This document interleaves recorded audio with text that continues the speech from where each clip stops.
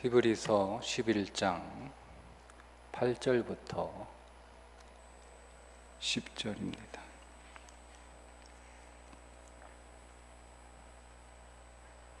함께 읽습니다.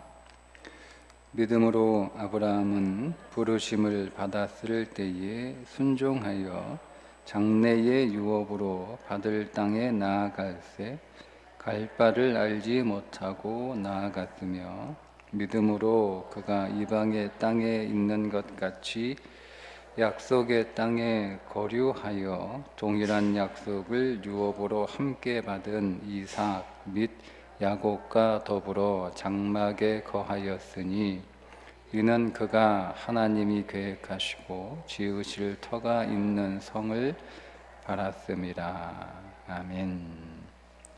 자, 우리 믿음의 사람들, 오늘은 네 번째 아브라함입니다. 우리가 아벨, 그 다음 에녹, 그리고 그 다음 세 번째 노아, 또 오늘 네 번째 아브라함 이렇게 보게 되는데, 이 믿음의 사람들은 말씀드린 것처럼 우리 지난주에 그렇게 말씀을 드렸던 것 같은데, 개별적인 믿음의 사람이 아니라 각 믿음의 사람들은 믿음이 성장하고 있는, 그러니까 믿음이라고 하는 전체적인 그 틀 안에서 아벨의 믿음에서 에녹의 믿음으로 성장하고, 에녹의 믿음에서 노아의 믿음으로 성장하고, 노아의 믿음에서 아브라함의 믿음으로 성장하고, 이렇게 믿음이 성장하는 것을 보여주고 있다라고 말씀을 드렸죠.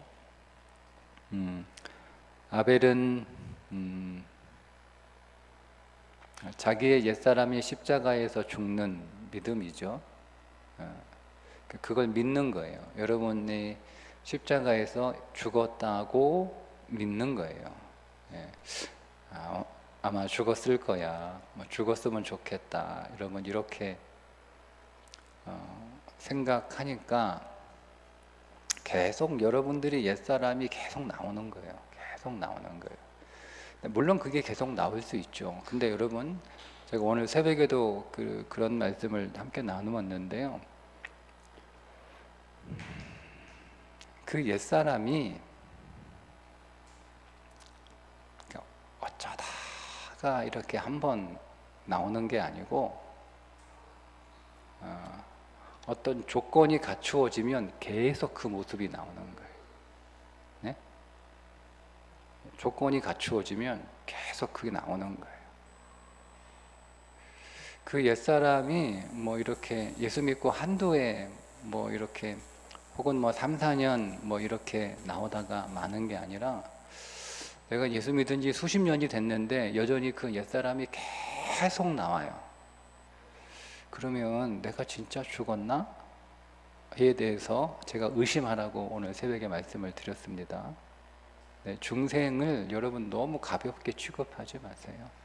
born again 중생하셨습니까? 라고 하는 이 질문은 명백하고 굉장히 중요한 질문이에요. 내가 교회 한 10년 다녔으니까 중생했겠지? 내가 우리 어머니 뱃속에서부터 교회 다녔으니까 중생했겠지?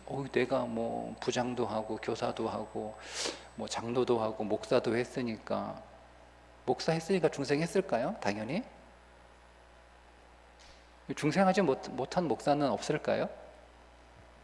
어떻게 생각하세요?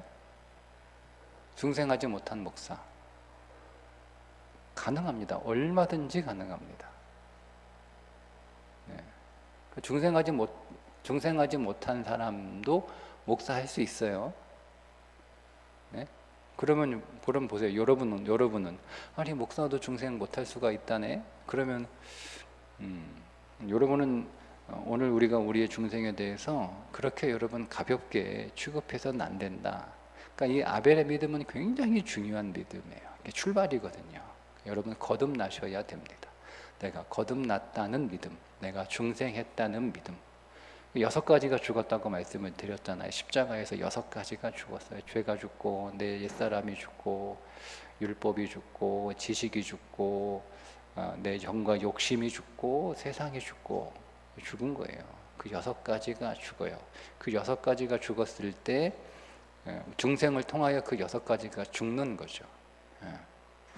그게 이제 아벨의 믿음이에요. 그럼 내가 십자가에서 다 죽었어. 난 이제 다 죄도 끝나고 사망도 끝나고 저주도 끝나고 율법도 끝나고 내 초등 학문도 끝나고 내 정과 욕심도 끝나고 심지어 세상까지 다 끝났어요. 그러면 이제 다 된 거냐? 아니에요. 그 다음 믿음이 있죠.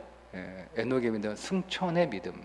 믿음은 거기에서 승천하는, 점점 이렇게 성장하는 영적 유하. 그러니까 영적 유하라고 하는 표현을 그 바울이 쓰잖아요. 여전히 젖먹이 같다. 이제는 단단한 음식을 씹어야 되는데 여전히 젖먹이 같다. 그러니까 여러분, 우리가 육신으로 봐도 저 사람의 나이가 뭐 60, 70, 80 뭐 이렇게 됐는데 뭐 40, 50 이렇게 됐는데 생각하는 게 말하는 게 막 이렇게 행동하는 게 어린아이 같은 사람들이 있거든요. 이제 그걸 이제 심리학에서 성인 아이라고 부릅니다. 성인인데 하는 게 애요, 애. 반응하는 거나 생각하는 거나 보는 거나 받아들이는 거나 느끼는 거나 이런 것들이 어떤 자극을 딱 이렇게 주잖아요. 자극을 딱 주면 내가 자극을 받잖아요. 여러분, 이렇게 인간관계는요, 사람하고 사람과의 관계는 그 사람이 내게 주는 자극을 내가 어떻게 반응하느냐예요. 누가 나에게 선물을 줬어요. 그걸 내가 어떻게 반응하느냐예요. 누가 나에게 선물을 줬는데 그 선물이 나한테 마음에 안 드는 선물이에요. 그걸 어떻게 반응하느냐예요. 그게 그 사람의 인격이고 성품이고 그 사람의 성인됨이에요. 그러니까 내가 마음에 들지 않는 것, 내가 싫어하는 것, 혹은 내가 괴로운 선물을 받았다 할지라도 그것을 느끼는 대로, 감정대로, 보이는 대로 반응하는 게 아니고 그것들을 이제 내 안에서 한번 이렇게 걸러서 잘 반응하는 그게 이제 성숙하고 어른이다라고 생각을 우리가 얘기하잖아요, 그죠? 네. 신앙도 마찬가지예요. 여러분은 그리스도 안에서 다시 태어났잖아요. 그러면 여러분들이 40에 거듭났든 50에 거듭났든 80에 거듭났든 100세에 거듭났든 여러분의 영적 나이는 갓난아기. 내가 육신의 나이가 100세 때 예수 믿어서 거듭났으면 내 영적인 나이가 그 순간에 100세가 되는 거 아니에요. 인간의 지식과 인간의 경륜과 인간의 연륜과 신앙의 수준은 전혀 상관없어요. 그러니까 내가 거듭난 것으로 끝나는 게 아니라 에녹처럼 승천의 신앙, 계속 오늘 우리의 신앙이 우리 주 예수 그리스도의 형상을 담는 그 수준에 이르기까지 계속 이렇게 성장하는 믿음. 자, 그러면 내가 신앙생활 할 때 그냥 내 믿음이 계속 내 믿음만 성장하면 되냐? 그건 두 번째 단계밖에 가지 않은 거예요. 그 세 번째 노아의 믿음이죠. 다른 사람의 구원을 위해서 사는 믿음이에요. 나는 이미 구원은 받았고 나는 또 그리스도 안에서 성장하고 있는 사람이지만 이제 내 관심은 내가 구원받고 내가 성장하는 것에만 관심을 갖는 게 아니라 내가 구원을 받았으니까 다른 사람도 구원을 받아야지. 그러니까 다른 사람의 구원에 대해서 이제 수고하는 거죠. 여러분, 노아가 자기만 구원받을 거면 자기 6식구만 들어가는, 그리고 자기 식구들만 먹을 동물만 하고 음식만 집어넣으면 되죠. 여러분 150m가 넘는 그 큰 방주를 뭐하러 고생하면서 만들어요? 내가 들어갈 때만 만들면 되지. 그러니까 구원은 여러분 그렇게 수고스럽고 힘들고 어렵고 그런 거예요. 다른 사람의 구원을 생각하는 거죠. 다른 사람의 구원을 그러니까 나만 생각하면 그냥 나 편한 대로만 하면 돼요. 나 편한 대로만 하면 돼요. 그러니까 여러분, 교회 생활은 여러분들이 이거는 좀 정확한 표현은 아닌데 그냥 여러분들이 아벨로만 살려면 교회 없어도 돼요. 내가 구원받으면 그만 아니에요. 그죠? 에녹 정도 사는 것도 그냥 혼자 스스로 성장할 수 있어요. 왜냐하면 공동체를 형성하지 않고 저 광야에서 수도하고 홀로 신앙생활 하는 사람들 가운데 굉장히 영적으로 그 사람의 영적 수준에서 굉장히 기뻤던 사람들은 기독교 역사 안에서 몇 명 이렇게 이름이 나오거든요. 그 사람 공동생활을 하지 않았어요. 그냥 혼자 굴 속에 들어가서 혼자 사막에 들어가서 그렇게 신앙생활 한 거예요. 깊이 묵상하고 사도 바울이 3년 동안 아라비아 사막에 갔다고 나오잖아요. 3년 동안 바울의 영적인 성장이 굉장히 깊어졌어요.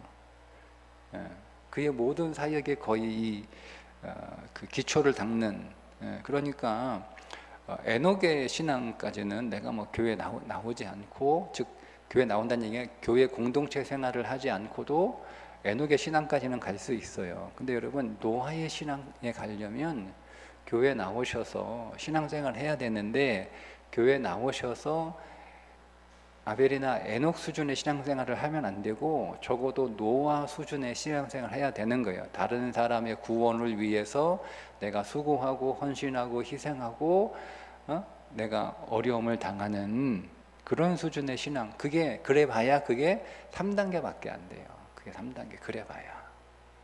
네. 자, 그런데 아브라함의 수준에 올라가면 믿음이 한 단계 더 올라가는데, 그건 바로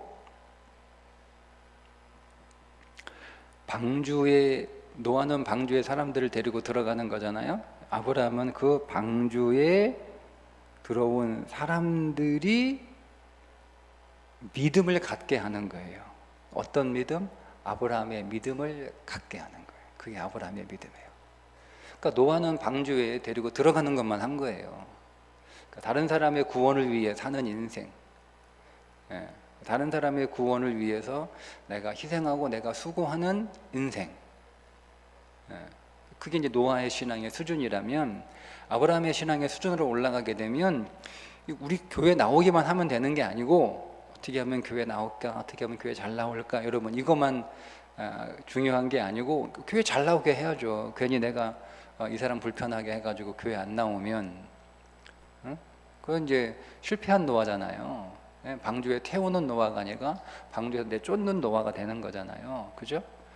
그런 노아는 여러분 되지 말아야겠죠? 우리는 방주에 태우는, 방주에 데리고 들어오는 노아가 돼야 되는데, 자, 그 다음에 이제 오늘 우리는 노아에서 아브라함으로 우리의 신앙에 성장해야 되는데, 그 아브라함은 방주에 탄 사람들에게 믿음을 갖게 하는 거예요. 그게 아브라함의 수준이에요. 그러니까 단순히 교회 나오는 정도가 아니고 교회 나오는 사람이, 즉 구원받은 사람이, 방주에 탄 사람이 이제는 아브라함의 믿음을 갖도록 섬기는 거죠. 그게 아브라함 수준의 믿음이에요. 그래봐야 네 번째잖아요. 그러면 이제 오늘 그러면 아브라함의 믿음이 어떤 믿음인가를 오늘 8절과 9절과 10절에서 뭐 뒤에도 더 나오지만, 일단 오늘은 8절과 9절과 10절에서 아브라함의 믿음은 어떤 믿음인가를 좀 우리가 볼 텐데, 제가 오늘 우리 자녀 교육의 관점에서 좀 보겠습니다. 8절에 보면, 자, 믿음으로 아브라함은 부르심을 받았을 때에 순종하여 장래의 유업으로 받을 땅에 나아갈새 갈 바를 알지 못하고 나아갔으며, 이렇게 히브리서가 창세기 12장을 정리합니다.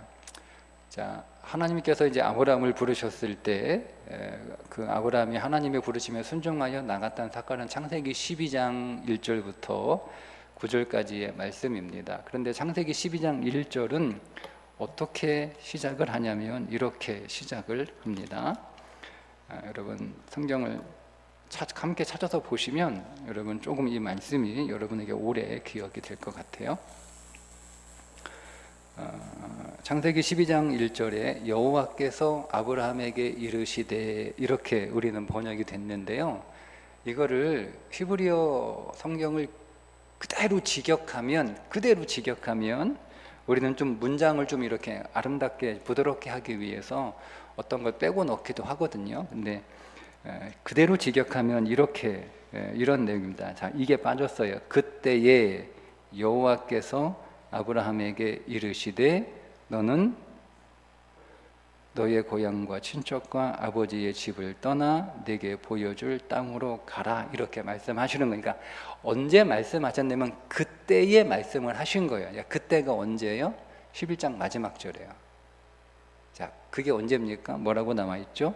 데라는 나이가 205세가 되어 하란에서 죽었더라. 아버지 데라가 죽었을 때에 하나님이 아브라함에게 오셔서 아브라함에게 떠나라고 말씀을 하신 거예요. 자, 그러니까 하나님은 아버지 데라가 살아있을 때는요, 아브라함에게 떠나라고 말씀을 하실 수가 없었어요. 왜 그러죠? 하나님이 아브라함에게 와가지고 너 이제 떠나 라고 명령하시면 아브라함은 떠날 수가 없어요. 누구 때문에? 아버지 때문에. 아버지가 가라고 해요, 안 해요? 가라고 안 해요. 그래서 아버지가 죽어야 되는 거예요. 아버지가 죽어야 이제 아브라함의 길을 막고 저지하고 이리로 가라 저리로 가나 막 이렇게 지시하고 알려주고 하는 사람이 없어요. 그래서 하나님이 가라고 할 때 그 하나님의 말씀에 순종하여 따라갈 수 있었던 거죠. 그러니까 아버지가 있으면 아버지가 자꾸 아들한테 자꾸 길을 정해줘요. 너 이리로 가야 돼. 응? 너 나중에 직업 이거 가져야 돼. 학교 이거 가야 돼. 응? 전공 이거 해야 돼. 다 정해주는 거예요. 다. 응? 다 정해줘요. 부모가 정해주니까 자녀는 그냥 자기가 나중에는 부모가 이제 내가 잘 못하니까 그러니까 이런 거예요. 지금은 이제 많이 달라졌는데 저희 큰애는 대학교 들어가서도 잘 이렇게 옷을 못 골라요. 옷을 이렇게 백화점 어디 가서 옷 좀 사라고 그러면 자기가 혼자 가서 옷을 안 사요. 꼭 누구를 데리고 가서 그 사람이 권해주는 옷을 이렇게 코디해주는 옷을 사요. 근데 둘째는 걔는 그런 거 없어요. 누가 골라주는 옷 안 입어요. 그냥 무조건 지가 좋아하는 걔 보셨어요? 스타일? 교회 입고 온 옷? 약간 좀 순화해가지고 입고 오는 거예요. 네. 집에 있는 옷 다 입고 오면 이상한 애 하나 우리 교회 막 돌아다니네요. 내가 말은 하지 않지만 이제 표정으로 말을 하니까 입었다가도 벗어 약간 좀 보편적인 옷을 입고 오는 게 그나마 그런 거 입고 오는 거야. 그러니까 얘는 정확하게 자기 스타일을 알아요. 정확하게. 그러니까 걔는 옷을 선물해 줄 수 없어요. 부모가. 거의 100% 안 입어요. 그러니까 이 아이는 자기가 옷을 입는 기준이 명확해요. 근데 그게 태어날 때부터 그렇게 정확하게 잘 알았냐? 그게 아니에요. 어릴 때 얘는 지가 혼자 이 옷 저 옷 입어본 거야. 이 옷 저 옷. 그러니까 걔는 누가 입으라 그런 거 안 입어. 부모가. 그러니까 자기가 그냥 골라 입는 거야. 그러니까 이 옷도 입어보고 저 옷도 입어보고 하면서 자기한테 어떤 옷이 어울리는지 어떤 옷이 맞는지에 대해서 그는 여러 가지 시행착오를 통해서 자기 스타일에 맞는 옷을 정확하게 아는 아이예요. 근데 큰아이는 주는 옷만 입었어요. 그러니까 걔 스타일은 누구 스타일이에요? 엄마 스타일. 엄마 스타일이에요. 엄마가 좋아하는 스타일이죠. 뭐 엄마가 어렸을 때 못 입었던 거 입는 거잖아요. 보통 우리가 내가 입고 싶었는데 나는 이게 엄마가 안 사주고 돈이 없어 못 입었던 거 그게 저 있어요. 저 중학교, 초등학교 때 입고 싶었던 자켓 너무 비싸가지고 시장에 가서 엄마한테 타니까 엄마가 너무 비싸다고 안 사줘가지고 못 입었고 그게 한이 돼가지고 제가 결혼해가지고 결혼하고도 한참 내가 뒤에 그거 입었어요. 그러니까 지금 그거 다 낡아가지고 못 입는데도 그거 못 버리고 있는 거예요. 버리고 있는 거예요. 그런 거 있어요. 그러니까 이제 아이 스타일이 이제 엄마 스타일이죠. 여러분 어떻습니까? 여러분은 아이들의 스타일이 여러분 스타일 아닌가요? 그렇게 아이를 계속 엄마 스타일로 계속 옷을 챙겨주고 이렇게 맞춰주고 하니까 예쁘긴 한데 그걸 여러분 뭐 대학생 된 애들 30살 되는 거 가지고 어떻게 옷을 이렇게 입으라고 다 챙겨줘요. 지가 입어야 되는 건데 한동안은 자기가 옷을 못 고르는 거예요. 그래서 지금 이제 우리 큰아이가 자기가 이제 네가 이제 옷 한번 사봐 사서 실수한 옷들 한두 번 입고 이제 뭐 안 입는 옷들이죠. 새 거 같은 옷들 이제 많이 주기도 했고 아직도 그런 옷이 몇 개 있어요. 몇 개 있어요. 이게 실수의 이제 증거들이죠. 그런 옷들이 있는 거예요. 여러분 그런 것처럼 부모가 자녀의 진로를 결정해 줄 수 없어요. 그게 데라가 죽은 뒤에 하나님께서 비로소 아브라함에게 가야 할 곳으로 지시하셔서 가라고 명령하셨던 이유예요. 예. 계속 부모가 방해하는 거예요. 그러니까 아브라함이 그 데라가 죽어야 했던 것처럼 우리도 여러분 자식의 진로에 대해서, 자식의 결정에 대해서 여러분 부모는 십자가에서 처리되어야 됩니다. 여러분 처리되셔야 돼요. 그래야 하나님께서 오늘 우리의 자녀들을 하나님의 비전으로 이끌어 가십니다. 너는 왜 비전이 없어? 너는 도대체 꿈이 왜 없어? 뭐 하고 싶은 거 없어? 뭐 되고 싶은 거 없어? 응? 여러분 답답할 수 있는데요. 어쩌면 우리가 데라로 살고 있기 때문은 아닐까요? 어쩌면? 네. 비전은 하나님이 주시는 거예요. 아브라함에게 하나님이 주신 거죠. 아브라함이 찾은 건 아니잖아요. 하나님이 주신 거예요, 비전을. 하나님이 그에게 명령이니까, 명령은 소명이거든요. 하나님의 부르심이에요. 그러니까 하나님께서 아브라함에게 명령하셔서 그에게 소명과 부르심을 주신 거잖아요. 근데 그때가 언제였냐면 데라가 죽고 난 뒤였다는 것을 통해서 내가 데라로 있으면 안 되는구나. 내가 데라로 있으면 하나님이 오늘 우리 자녀들에게 소명을 주실 수 없구나. 내가 데라로 살아있으면 하나님이 오늘 우리 자녀들에게 비전을 보여줄 수 없구나. 내가 데라로 그 곁에 존재하고 있으면 하나님이 오늘 우리의 자녀들의 인생을 인도하실 수 없구나 라고 하는 것. 그럼 우리 안에 그 믿음이, 부모들에게 그 믿음이 있어야 될 줄 믿습니다. 여러분 데라로 있지 마시고, 여러분은 십자가에서 다 이미 끝나고 종결되었다라고 믿으셔야 돼요. 그냥 여러분 쉽게 여러분 죽으셔야, 여러분 자녀의 진로에서 여러분 죽으셔야 돼요. 여러분이 못 산 인생을 여러분의 아들과 딸들이 살게 하지 마십시오. 내 인생은 못 산 것으로 끝나는 거예요. 거기서 그냥 종결 지으세요. 오늘 우리 아들과 딸들은 그들이 살아야 될, 하나님께서 주신 그들 안에 넣어준 하나님의 기쁘신 뜻을 그들 안에 소원으로 주신 그들의 삶이 있단 말이에요. 그들만의 비전이 있단 말이에요. 그들만의 부르심이 있단 말이에요. 그 길을 갈 수 있도록 여러분 하나님 앞에 오늘 우리 자녀들을 다 내어놓을 수 있기를 주님의 이름으로 축복합니다. 그러니까 이제 하나님께서 이제 아버지가 죽고 하나님께서 이제 아브라함에게 말씀을 하시니까 아브라함이 순종했다 이렇게 나오죠. 오늘 8절에 믿음으로 아브라함은 부르심을 받았을 때에 순종하여. 근데 여러분 이 순종한다라고 하는 단어가 어떤 뜻이냐면 무엇 아래에서 듣는다 이런 뜻이에요. 그게 순종이라고 하는 단어의 의미예요. 그러니까 여러분 우리가 순종하려면 이런 거예요. 자녀가 부모에게 순종하려면 자녀는 부모 밑에서, 부모 아래에서 들어야 되는 거예요. 근데 자식이 부모하고 대등한 위치에서 혹은 부모 위에서 듣잖아요. 순종 안 해요. 하나님께서 아내에게, 남편에게 복종하라 이렇게 명령하셨잖아요. 그죠? 그러면 아내가 남편에게 순종하려면 아내는 남편 아래에서 들어야 되는 거예요. 만약에 내가 남편하고 동등하다, 당신하고 나하고 뭐 다를 게 뭐야, 똑같이 뭐 이렇게 해서 남편 위에 있거나 남편하고 눈높이를 같이 맞춰 버리면 순종하기 어려워요. 그러니까 순종하지 못하는 이유가 거기에 있는 거예요. 그러니까 여러분 이거는 어떤 그 계급이나 그런 차이를 말하는 게 아니에요.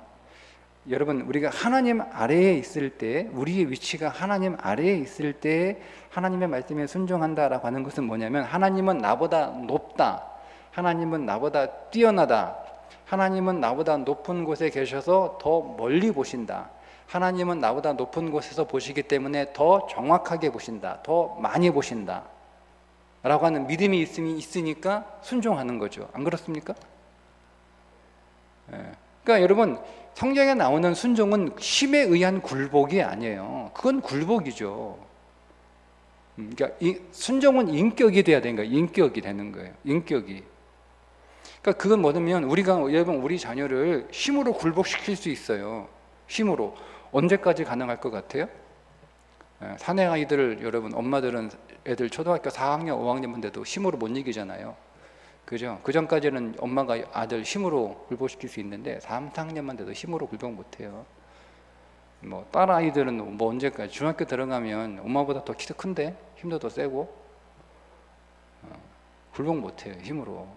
그러니까 힘으로 굴복시키는 게 아니에요. 목소리로 굴복시키는 게 아니에요. 용돈으로 굴복시키는 게 아니에요.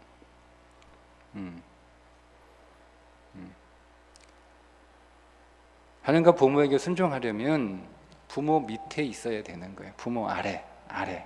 그래서 부모님은 나보다 더 높고 더 크고 더 강하고 더 많이 알고 더 멀리 보고 있다는 사실을 아는 거예요. 그러니까 우리가 여러분 하나님께 순종하는 것은, 순종하지 않으면 하나님한테 벌 받을 것 같아서, 그래서 마지못해 하는 순종은 어떤 열매도 맺을 수 없어요. 그건 인격적인 순종이 아니에요. 내가 하나님께 순종하는 이유는 욥기에 나오잖아요. 그분은 나보다 훨씬 높으신 분이라 내가 알지 못하는 것을 그분은 아시며, 그분은 내가 보지 못하는 것을 보시며, 그죠? 욥이 그걸 안 거예요. 그런 걸, 그 사실을 안 거예요. 하나님이 욥에게 너 한번 대답해봐라. 너 내가 창조할 때 어디 있었어? 너 들나귀 길들일 수 있어? 너 들소 길들일 수 있어? 물어보시잖아요. 하나님은 나보다 더 강하시고 더 뛰어나시고 나보다 더 높으시고 더 많이 하시고, 그분은 또 나보다 더 많은 것들을 보시고 나보다 더 멀리 보시고 라는 걸 욥이 깨달아요. 그러니까 그분은 나하고 비교할 수 없을 만큼 모든 면에서 탁월한 분이시기 때문에 그분은 내가 알지 못하고 보지 못하고 깨닫지 못하고 생각하지 못하는 것, 그것을 그분은 나에게 오늘 명령하시는 거다. 내 안에서 일하시는 거다. 이 믿음이 생긴 거예요, 그 욥에게. 그래서 욥이 순종할 수 있었던 거죠. 이게 순종인 거예요. 그러니까 하나님께서 아브라함에게 가라는 거예요. 갈 바를 알지 못하는데 도대체 거기 왜 가라고 그러는지 어디로 가라는 거는지 몰라. 그러니까 그냥 무작정 갔어. 근데 그게 순종이라고 하는 단어를 썼다는 것은, 아브라함은 어딘지 모르지만 어떤 믿음이 있었다는 거예요. 하나님이 나보다 높고 뛰어나고 위대하시고 더 많이 보시고 더 멀리 보시고 한다는 것을 믿었다는 거예요. 그런 하나님을. 그러니까 하나님은 나보다 더 많이 아시니까, 그렇게 하라고 하면 하라는 이유가 있을 거 아니에요. 내가 설명해도 알아듣지 못하니까 일단은 한번 하라는 거예요. 그렇게 한번 따라해봐. 설명해도 이해도 못해. 우리 지휘자 장로님이 저한테 소리 내는 거 가르쳐 주시는데 막 설명을 해. 제가 이해를 못하는 거예요. 그러니까 장로님이, 그 목사님 한번 따라만 해. 따라하는 거예요. 소리가 나와. 나는 이해는 안 되는데 똑같이 따라했더니까 소리가 나와. 그런 거예요. 근데 내가 그거를 난 이해 못하니까 이해 안 되겠는데? 뭐 횡격막이 뭐예요? 뭐 목이 내려가는 건 뭐예요? 뭐 힘이 빠지는 건 뭐예요? 내려가면 왜 목구멍이 커져요? 뭐 내가 해박을 했어야 알지. 그럼 모르니까. 그러니까 하다가 그냥 장로님 한번 해보세요. 그냥 따라하니까 되더라니까요. 그런 거예요. 그러니까 이분은 나보다 더 정확하게 알고 더 많이 알고 더 많은 경험과 더 나은 실력이 있으니까 그냥 내가 이해 못하지만 그냥 믿고 따라하라고 하니까 따라하는 거예요. 그걸 순종이라고 하는 거예요. 뭐 장로님 무서워가지고 내가 뭐 따라합니까?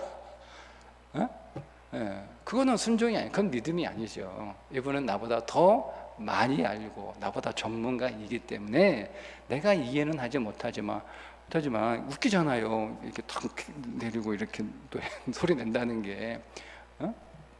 그래도 조금 폼은 좀 이상하지만 한번 하라고 하니까 한번 해보니까 그게 믿음이에요. 그게 순종인 거예요.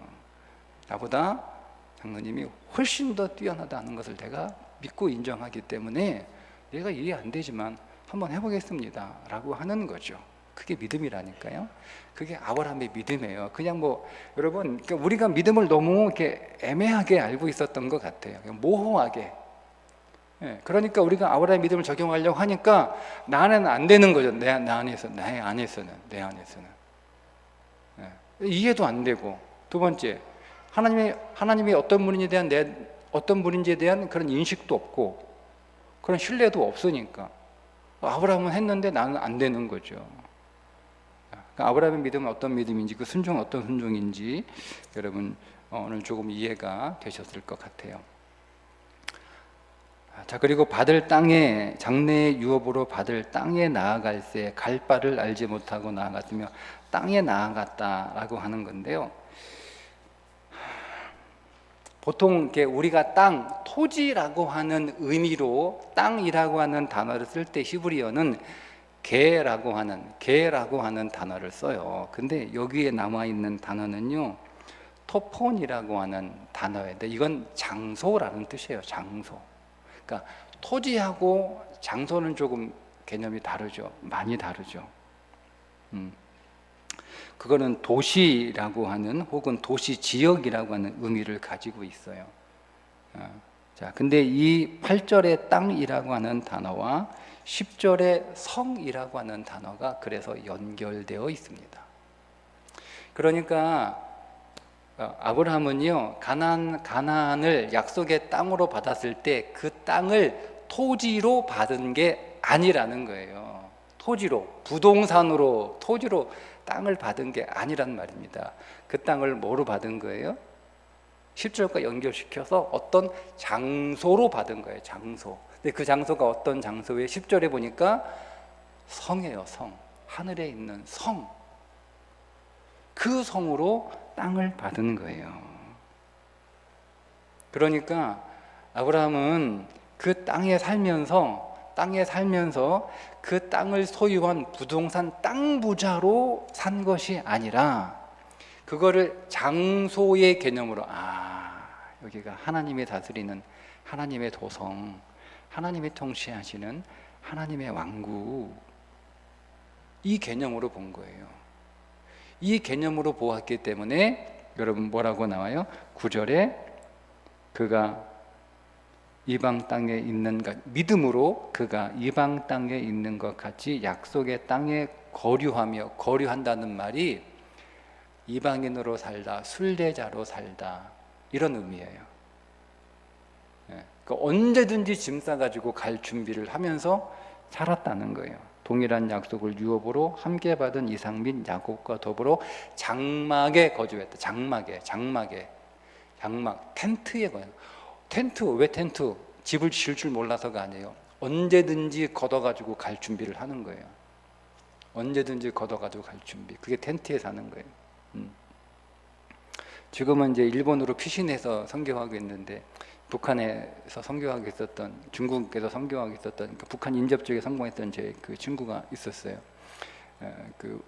한국 사람이지만 미국 남침내에서 파송한 선교사, 그러니까 미국 선교사예요. 한국 사람인데 미국 선교사예요. 미국 시민권 자로 이제 중국에 들어가 선교 이렇게 하는데 비밀리에 하는 거죠. 그래서 이제 한국에 나왔어요. 핸드폰을 하나 그 중고 폰을 구하고 싶은데 마침 우리 애들이 쓰던 중고폰 아이폰, 나한테 아이폰 하나인데 괜찮겠나? 그러니까 내가 찾던 게 아이폰이라고요. 아이폰 이제 공기기 아이폰을 제가 준비해 놓을 테니까 오라고 그래가지고 그걸 이렇게 전달해 주면서 하는 얘기가, 자기는 자기 집에 캐리어 하나밖에 딱 없대요. 캐리어 하나밖에 딱. 언제든지 공안이 뜨면 그 딱 잡고 딱 튈 준비가 되어 있는 거예요. 그게 그 친구의 살림살이에요. 언제든지 도망갈 준비가 돼. 언제든지 떠날 준비가 되어 있는 거. 그게 그 친구의 살림살이 전부예요. 캐리어 하나.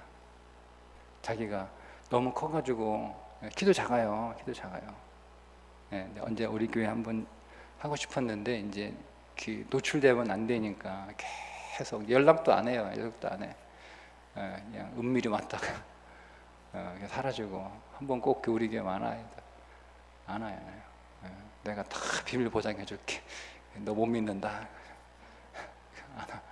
안 와요. 그러니까 그 중국하고 북한 선교 이렇게 하니까 언제든지 발각되면 뭐 위험하고 그러니까 또 추방되면 또 못 들어가니까 딱 뭐. 그거 보면서 그렇게 또 살 수 있는 거잖아요, 그죠? 여행용 캐리어 하나가 살림살이 전부여도 사는데 전혀 지장 없더라고요. 사는데 괜찮아? 아니 전혀 지장 없어. 하는데 전혀 지장 없어. 그러면서 내가 저렇게 살아야 되는데 언제든지 그냥 떠날 때 되면 캐리어 하나 딱 가지고 이렇게 해야 되는데. 오늘 어제 저의 그 아내가 드디어 우리 집 방 하나를 정리를 했어요. 또 이제 다음에 또 하나 하고 또 하나 하고 또 하나 하고. 바라기는 캐리어 하나만 남겼으면 좋겠어요. 안 되겠죠. 근데 그렇게 정말 했으면 좋겠어요. 나도 캐리어 하나만 있었으면 좋겠다. 캐리어 하나만 있었으면 좋겠다. 그죠?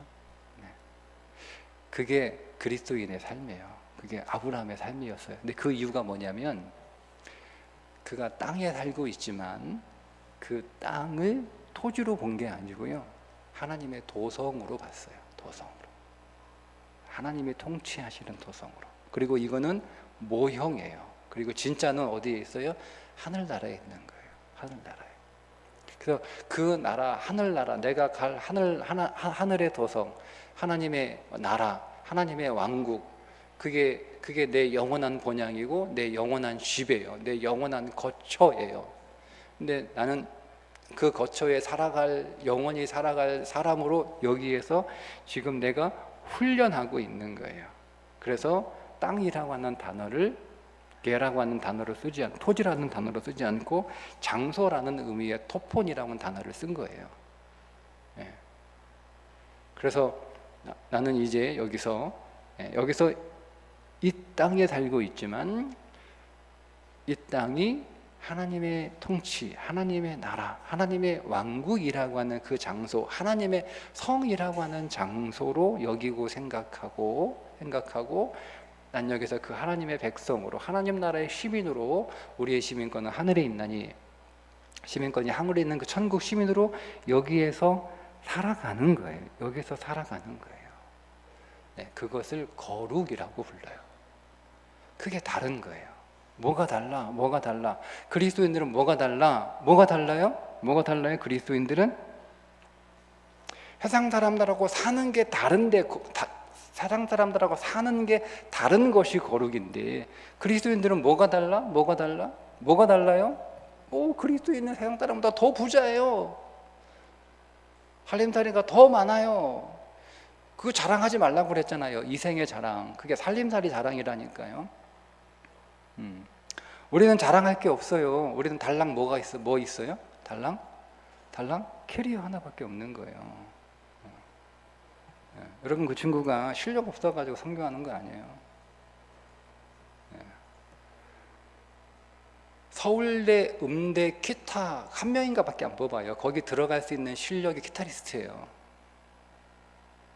그런데 복음 때문에 그거 포기하고 신학대학 들어온 친구예요. 미국에서 남친내는 우리나라 친내교하고 수준이 달라요. 미국 최대의 교단이에요. 최대의 교단. 미국 남친내는 어마어마해요. 거기에서 한국인으로 강의하는 교수예요. 그 정도로 실력이 좋아요. 그러니까 내가 죄송합니다. 선교사를 제가 비하하는 건 아닌데 그런 분들이 계세요. 목회하기도 뭐하고 어떤 분은 또 사고 쳐가지고 한국에서 목회하기 힘드니까 불쌍해가지고 그냥 지방에서 선교사로 보낸 분도 계시고 그래요. 근데 그분은 그런 분이 아니에요. 미국에서 한국인이지만 미국 사람들을 가르치는 교수예요. 그러니까 진짜 정교수예요. 정교수. 한국에서 정교수 되기 쉽지 않아요, 여러분. 아무나 못 돼요. 근데 그 정도로 탁월하고 실력이 있고 있는 친구예요. 그런데 자기는 복음을 위해서, 나는 복음 전하려고 목사 되고 예수 믿고 공부한 건데 선교사로 그래 파송한 거예요. 이거 어디 간 거 어디?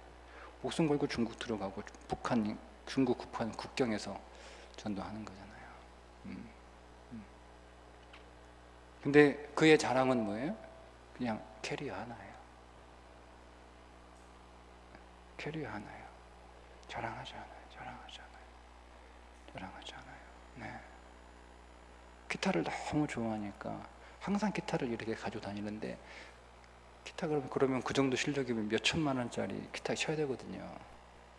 음악 하는 사람들, 저도 그러고 기타 못 치는 저도 악기에 욕심이 있어가지고 이렇게 맨날 이렇게 어떻게 한번 우리 사모님 허락을 받아가지고 하나 살까? 내가 내 거 그냥 괜히 줬다, 도로 달라고 그럴까, 이렇게 욕심인데, 근데 그냥 아주 요만한 기타 하나 가지고 다녀요. 애들 장난감 같은 기타 하나. 그리고 힘들고 어렵고 그럴 때 그거 치면서 찬송하고 스트레스 풀고, 친구들 만나면 연주도 해주고 그래요. 아주만하죠. 근데 그 소리가 너무, 원래 그 소리가 그렇게 좋지 않거든요. 기타는 이게 울림이 생명인데, 조만한 울림에서 무슨 소리가 나겠어요. 근데 그 친구가 그 기타를 치고 있으면 분명히 내 귀에 들리는 소리는 거칠고 그런데 너무 좋은 거예요.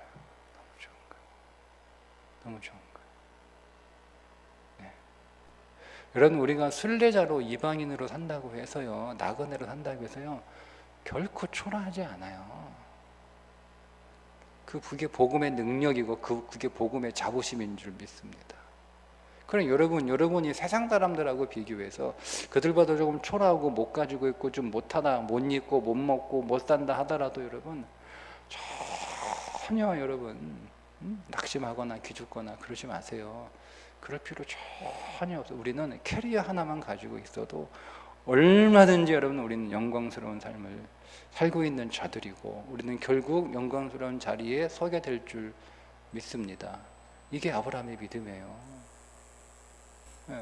아브라함이 그 넓은 가나안 땅을 다 약속으로 기업으로 유업으로 상속받았기 때문에 여러분, 이걸 다 하나님이 나에게 땅을 주셨어. 그 믿음이 아니라 그가 받은 그 땅을 토지로 보지 않고 장소로 보는 거예요. 하나님의 통치가 이루어지는 장소.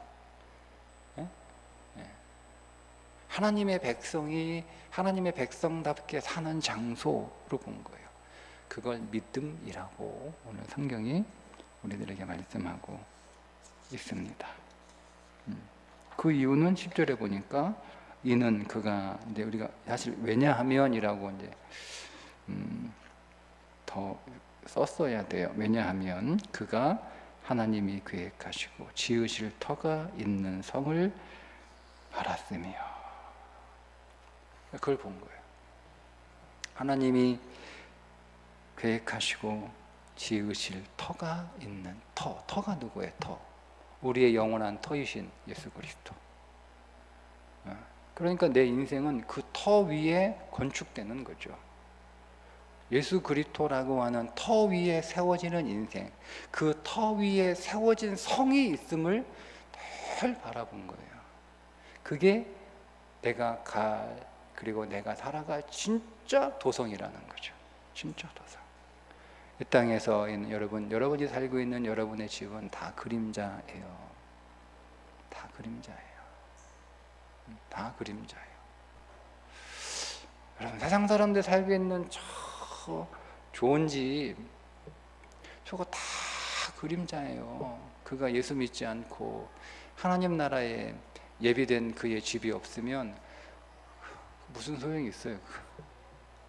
무슨 소용이 있어요? 아무 소용 없어요. 아무 소용 없어요. 아무런 의미 없는 거예요. 거기서 100년 잠깐 편하게 살다가 영원히 하나님이 없는 곳에서 살아요. 네. 우리에게는 그런 믿음이 있는 거예요. 이게 아브라함의 믿음이라는 거죠. 자, 그런 믿음을 갖게 하는 거예요. 교회 방주에 들어온 사람들에게 그게 아브라함의 믿음의 수준이에요. 사람들에게 그 믿음을 보여주는 거죠. 응? 네. 순종하는 믿음을 보여주고, 나그네와 순례자의 삶을 살아가는 삶을 보여주고, 우리가 이 땅에 살고 있으나 그것은 오늘 우리의 영원한 처소가 아니고 잠시 있는 거, 잠시 텐트 잠시. 예. 요즘 이 캠핑하는 사람들 이게 가끔 뭐 제가 이렇게 그 저녁에 머리 좀 식히려고 잠깐 이렇게 오는데요. 유형이 좀 여러. 근데 캠핑은 제가 생각하는 캠핑은 심플해야 돼요. 최소한의 장비로 하는 게 저는 캠핑이라고 생각을 해요. 근데 지금 캠핑 사람들 보면 집에 있는 것보다 더 많아, 더 비싸. 그걸 캠핑하는데 어리석은 거예요, 제가 볼 때. 뭐 그 사람들은 물론 알겠어. 유튜브로 찍어야 되니까 그 유튜브 수익 내고 구독, 알림 설정 뭐 해줘야 되는 거니까, 그래야 수익이 생기니까 이것도 사고 저것도 사고 뭐 이렇게 하는 것 같아요. 근데 캠퍼, 진짜 제대로 된 캠퍼들은요 1g을 줄이는데 아주 거기에 뭐 그게 아니에요. 그러니까 최소한이에요. 최소한. 처음 이게 캠핑을 시작할 때는 이제 그거 되게 중요하거든요. 네. 우리 큰아이가 이제 주변에 이제 캠핑하는 사람들이 뭐 많아가지고 이렇게 몇 번 따라가더니 이제 자기도 이제 마땅히 제가 그동안 계속 너 스트레스 풀 수 있는 거 빨리 하나 찾아라. 그러다가 너 지치고 큰일 난다. 응? 그러다가 이제 하나 자기가 찾은 게 이제 캠핑이었던 것 같아요. 그래서 캠핑을 중고로 이제 당근에서 중고로 다 이렇게 세팅 구성을 했어요. 그래서 이제 한번 선물해주고 싶어가지고 그 뭐야, 아빠가 뭐 하나 해줄까? 그러니까 아이고 아니요. 내가 무게를 줄이기 위해서 내가 얼마나 내가 노력을 하는데, 그 아버지 고마운데요. 아버지가 하나 주시면 제가 무게가 늘어나. 그러니까 이 마음으로 해야 돼요, 끝까지. 그런데 하다 보면 이것도 사고 싶고 저것도 사고 싶고, 그러니까 내가 그 마음은 꼭 지켜라. 절대 장비 더 늘리지 마라. 거기에도 오늘 우리의 인생과 신앙이 있는 것 같아요. 그죠? 네. 그냥 오늘 우리 캐리어 하나 가지고도 충분히 살 수 있다 라고 하는 그 마음으로, 여러분, 그죠? 캐리어 하나만 있으면 되잖아요. 그죠? 그냥 걱정하지 마세요. 여러분 조금 힘들고 조금 경제적으로 좀 경제가 너무 어려우니까, 다들 어려우니까 우리가 갑자기 불안해지고 그러는데요. 괜찮아요. 캐리어 밑으로는 떨어지지 않아요. 그냥 캐리어 하나 있어도 돼요. 캐리어 하나 있어도 얼마든지 살 수 있어요. 네. 우리 지난번에 박은주 선교사님하고 이제 목회자들하고 목회팀이 이제 저기 그 남해로 그 2박 3일 교역자 수련회 갔거든요. 그때 하셨던 말씀이에요. 목사, 캐리어 하나만 딱 있으면 됐는데 잘 안 돼. 저는 그때 하셨던 그 말씀, 제 친구의 그 말이 같은 말이어서 그 이 두 말이 제게 굉장히 인상적이에요. 완전히 제 마음에 이렇게 많이 사로박혔어요. 그래서 저 안에 항상 그런 부담이 있어요. 미니멀 라이프에 대한 부담이 있어요. 이건 저에게 숙제예요, 숙제. 네, 저도 그런 날이 왔으면 좋겠습니다. 캐리어 하나에 내 온 살림이 다 들어있는 날. 그래도 사는 것이 전혀 불편하지 않고 전혀 문제가 되지 않는 삶을 살 수 있다면, 그리고 그 나머지 잉여들은 선교를 위해서, 복음을 위해서, 하나님 나라를 위해서 사용하는 삶을 살 수 있다면 저는 그게 아브라함의 신앙에 올라간 정도라고 생각합니다. 그러고 보니 저는 아직 아브라함의 신앙에 4단계도 못 갔네요. 오늘 저와 여러분, 우리 제일교회 모든 성도들은 우리 더 아브라함 그 이상으로 그렇게 신앙이 성장하고 올라갈 수 있기를 주님의 이름으로 축복합니다.